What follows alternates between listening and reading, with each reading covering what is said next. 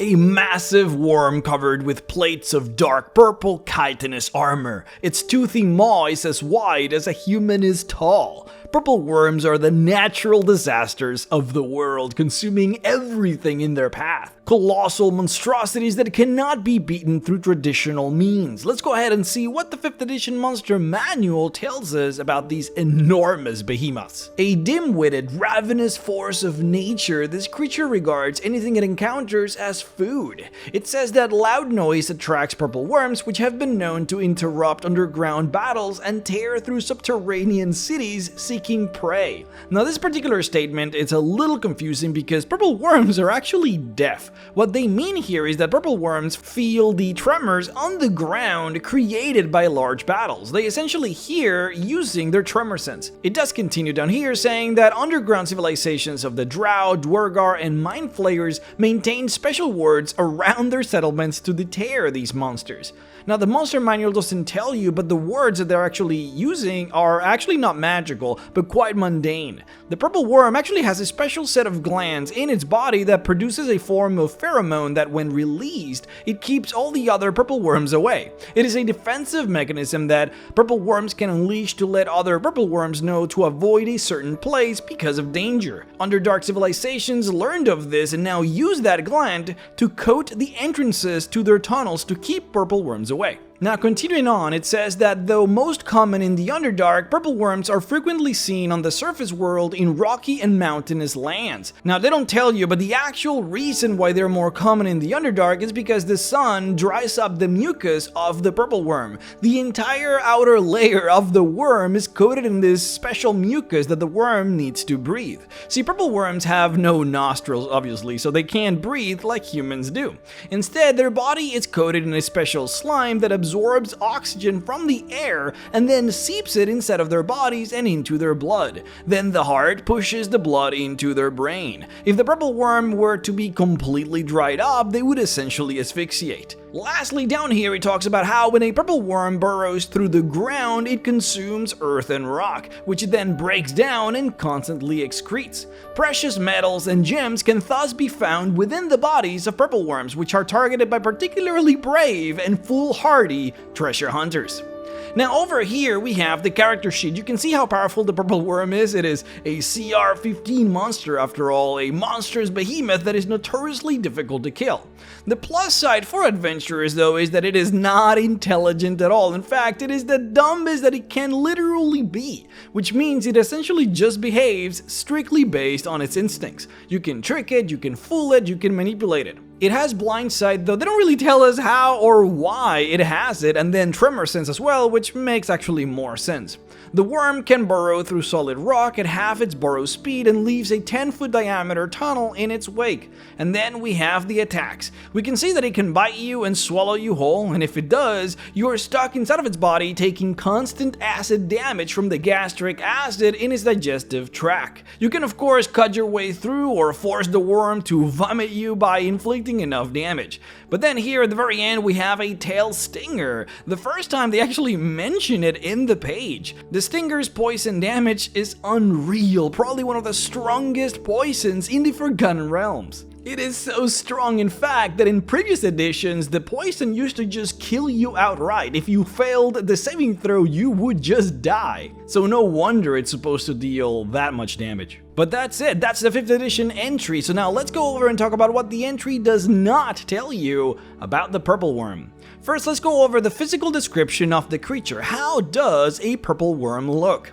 Well, this is one of those creatures where looks actually don't matter as much. At the end of the day, there aren't really many physical descriptions that are completely universal to all types of purple worms. For the most part, if it's an armored worm and it is purple and has a stinger, then it is a purple worm. The shape of the stinger, the form of the armor, the composition of the face, the amount of teeth, these things seem to change, largely depending on the type of worm, depending on its location, and things of that nature. Hell, even the color purple is not necessarily a must, since the color comes largely from the mucus that coats the armor plates of the worm, and in environments where the coating gets washed off, the color can and will change. This actually happens to purple worms when they go underwater. Quote, while underwater, their skin takes on a mottled look as the water washes some areas clear of their mucus coating. In fact, for years, it was believed that the mottled worm was an aquatic variety of the purple worm. That this belief went unchallenged for so long is not surprising, as few individuals could get within observing range of a mottled worm without becoming the creature's next meal. End quote. The mottled worm was a variety of the purple worm that existed since 1st edition. You can see it here in 1st edition Monster Manual and then here in the 2nd edition Monster Manual. The mottled worm was just the aquatic version of the purple worm, basically the same creature except that it existed largely underwater. Actually, not basically, it was literally the same creature. You actually used the same stats for both. Well, it turns out that by 3rd edition they were one and the same. Turns out purple worms are actually fairly aquatic and can and do live underwater fairly often. You can see here in the 3rd edition Monster Manual, the purple worm is described as having both aquatic and underground as favored terrains, and you can see here that it also has a swimming speed. Then further, in Dragon Magazine, it was described that both the purple worm and the mottled worm were actually the same creature. See, a purple worm can indeed extract oxygen equally well from both air and water using the pores of its skin. In spite of this, however, and in spite of the fact that they can indeed swim, you very seldom will actually see them do it, since the great sensory organs of the purple worm are not suited to not being on any form of ground. A purple worm that is swimming cannot use its tremor sense, and hence it has no clue what really is around it. Instead, what it does is it simply crawls along the bottom of the ocean floor while using its tremor sense to search for food. Quote, ocean-dwelling purple worms can oftentimes be found far out to sea, exploring coral reefs and deep oceanic trenches alike. End quote. It is very bizarre to me that they didn't add any form of swimming speed or any form of aquatic mention in the purple worm entry of 5th edition, since the swimming part of the purple worm has been a staple of every single edition for this monster. Purple worms are found in the water, guys, it's important. Speaking of features of the purple worm, you might not be able to see it, but they actually have eyes, though they are quite terrible. Because they exist within very well protected ridges of chitinous plates, they are very difficult to notice, but they are there. You can easily see them on the art for the purple worm in 2nd edition, though note that purple worms have no up or downside to their bodies. They have 4 eyes and they are equidistant around the circumference of its head, with each eye pointing forward.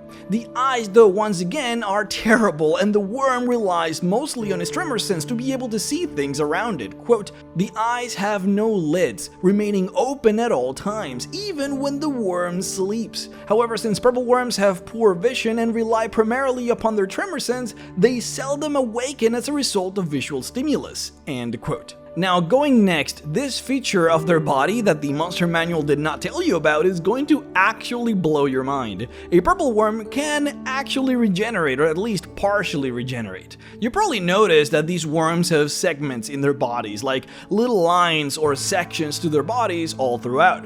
The segments help the purple worm move by being able to contort its body appropriately. But what's interesting is that if you were to completely cut off the tail of the worm, as long as you didn't cut more than 12 segments alongside it, the worm would actually regenerate it within the span of a couple of weeks. But what's even more mind-blowing is that this also applies to the head of the purple worm. See, purple worms have their internal organs scattered throughout the body, and most times they have multiples of any particular organ. Purple worms have multiple hearts throughout their body, and if you remember from before, they have no lungs. They simply breathe through pores on their skin, so one-shotting a worm by striking at a crucial part of its body is actually impossible, and to that point, even if you were to completely decapitate the head of a purple worm, the creature could still survive. The restriction to this is that it cannot lose more than its first 5 body segments. If it does lose more than those 5, then it will not be able to regenerate them and will eventually die off. Quote, "A purple worm with one severed end still attacks with its remaining end. A tailless worm still bites. A headless worm still strikes with its tail spike." End quote. The reason this is possible is because the purple worm's brain is actually also spaced out throughout the body. The brain is actually a long nerve that runs the entire length of the worm. The tremor sense of the worm is also based on organs that are spaced out throughout its skin, which means it can still sense you even though it has no head. A purple worm that loses its head, however, once combat is over, will curl into a ball and conserve its energy, awaiting full restoration after a week or so. Now, a common misconception that people have about purple worms is that they spend their time searching for food, as if they're ravenous, which is actually not the case. They are what you call opportunistic hunters, in that they will 100% chase down any form of edible food that stumbles their way, but they're not seeking directly these meetups. A purple worm can actually extract all the nourishment that it needs from the dirt and stone that they eat while they burrow, so they technically don't need to hunt for anything living, yet their brutish one intelligence brain commands them to eat you if you do show up. This is why you don't typically see a world ravaged by purple worms who constantly make their way up to destroy and eat towns and people. It is very rare for that to happen, and this is why. Now, the monster manual already talked about this, but when a purple worm burrows and eats through the stone, sometimes they inadvertently eat veins of copper, silver, or even gold. And because they cannot digest or extract any nutrition from these minerals, they simply poop them in their lair. This means that intrepid adventurers who find a purple worm's lair can find tons of great valuable ore in the worm's castings. Now, obviously, it doesn't actually look like poop, instead it looks like piles of wet dirt. What the monster manual didn't mention, though, is that you can also find these minerals on the gizzard of the creature, so if you ever slay a purple worm, you really ought to check its stomach for valuables. Now, during that search, you might actually encounter eggs as well. Indeed, purple worms lay eggs. In fact, all of them do. Purple worms are hermaphroditic, each creature having both male and female sexual organs. Quote, "The male organs are several segments in front of the female organs, towards the front of the worm's body. This arrangement allows any two purple worms to breed. They line up their bodies in opposite directions and fertilize each other's internal eggs. During the mating process, the worms produce a great amount of the slimy mucus their bodies normally exude. This thick coating actually adheres the worms to each other while they mate. The entire process often takes several hours. Afterwards, each crawls away to its own lair where it secretes its eggs wrapped up in a mucus cocoon. Purple worms mate only once a year." End quote. Now, this is the only time that you will ever see two purple worms ever interacting with one another. They are completely solitary creatures, and for the most part, they just leave each other alone. They don't fight one another or anything, or have any form of territorial disputes. They are far too stupid for that. They simply go different ways and stay out of each other's locations. This solitary impediment is so strong that as soon as the baby purple worms come out of their eggs, they literally leave and never return. They hatch, then burrow into the ground, and simply leave to live their life. Now, you might be wondering, if their eyesight is so bad and their tremor sense only senses things moving around them, and if their intelligence is so low, how do they even know where their lair even is? Don't they get lost in the literal never-ending darkness of the Underdark? Well, this is another thing that the 5th edition Monster Manual neglected to mention. Even though many of the other senses of the purple worms suck, their sense of smell is actually really good. They actually always find their way back to their lairs and to their territory by simply smelling the scent of their own mucus that they leave behind when they burrow. Remember when I mentioned how Dark Elves and Dwargar and Mind Flayers keep purple worms away by using those special pheromones? Well, this is why it works so well. The purple worm's sense of smell is so good that they can smell it from really far away. As a fun fact, a purple worm's favorite delicacy is actually the shrieker fungus. Not for any particular reason other than the fact that it simply smells delicious to them. Do whatever you want with that info. Lastly, before I go, know that the purple worm's blood can actually be used for magic, and it is the only important piece of the worm that can be used in crafting. It is used often in the magical inks used to inscribe the arcane version of Bull's strength and Bear's endurance. It is also often used in the creation of manuals of bodily health. The purple worm's blood is reddish with a faint trace of purple to it. Oh, oops, forgot to mention this. The 5th edition Monster Manual also didn't tell you this, but when a purple worm fights you in a place with a lot of space, like above ground for example, the purple worm actually coils up like a tall snake. That way it can see you and attack you with its mouth and also sting you precisely with its tail. I just forgot to mention that. I would like to personally thank my Patreon supporters Zach Powell, Rugato Fan, Barry Maskant, 5E Magic Shop, Daniel Umar, Morgan Johnson, Rusty Rain, Biotechnofrag, Daniel Luna, Doug Feeder, Brad Salazar, Terry Culp, The Great Codini, Walker Motley, Omega Scales, Karathas the Bulwark, Ziran King, Ozol, Ariel Nelson, Alex Cookson, Griffin Pierce, Folky951, Benjamin Bosters, Mr. Salty, Thomas Hunt, Drayden, Tesla Coil, The Role Playing Junkies Podcast, Silent Choppa, Prince Daylight Morning Crown, Jericho Darkstar, Sabine Kurshab, Troll Skull Dude, Solorensis, Ordoric, William Sladden, Nathan McCum, Bushido Burrito, AG Dare Music, Soulless Rider, Roleplay with Advantage, Tom, Blake Ash, Stalia, Items to Astound on DM's Guild, Samuel King, Lost Crusader, and Sean Duthat for supporting me on Patreon at the $25 level. If you would like to support me as well, then please head on over to patreon.com/MrRex to support. Guys, once again, thank you so much for being here. Thank you so much for watching, for commenting, for liking, for just following me, and for all of the nice comments that you guys always leave me. If you are a Patreon supporter from the $10 and up category, then make sure to head on over to patreon.com and check out the new poll that I have put in there so that you guys can decide which new video about which monster you'll want me to cover next. So make sure you do that. But in any case, thank you once again, and I'll see you all next time. Bye-bye.